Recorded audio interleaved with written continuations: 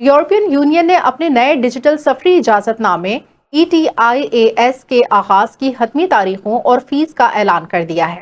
اب visa free ممالک کے شہریوں کو بھی یورپ میں داخلے سے پہلے آن لائن منظوری لینا ہوگی۔ یہ نظام کیا ہے اور آپ کی جیب پر کتنا اثر ڈالے گا؟ آئیے جانتے ہیں CCN کی اس رپورٹ میں۔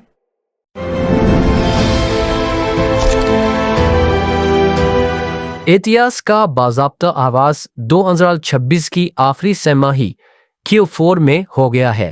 یورپی کمیشن نے ETIAS کی فیس میں اضافہ کر دیا ہے۔ اب فی درخواست گزار کو 20 یورو تقریباً 6,000 پاکستانی روپے سے زائد ادا کرنے ہوں گے۔ تاہم 18 سال سے کم اور 70 سال سے زائد عمر کے افراد کے لیے یہ بالکل مفت ہوگا۔ یہ ویزا ان تمام 59 ممالک کے شہریوں کے لیے ہے جو فی الحال بغیر ویزا کے یورپ جا سکتے ہیں، جیسے امریکہ، کینیڈا، برطانیہ، آسٹریلیا وغیرہ۔ پاکستانی پاسپورٹ ہولڈرز جنہیں پہلے ہی شنجنگ ویزا درکار ہوتا ہے، ان کے لیے فی الحال پرانا طریقہ کار ہی رائج رہے گا، لیکن ان کی امیگریشن اب ڈیجیٹل سسٹم EES کے تحت ہوگی۔ ایک بار منظور ہونے کے بعد ETIAS 3 سال کے لیے پاسپورٹ کی مدت ختم ہونے تک کارآمد رہے گا۔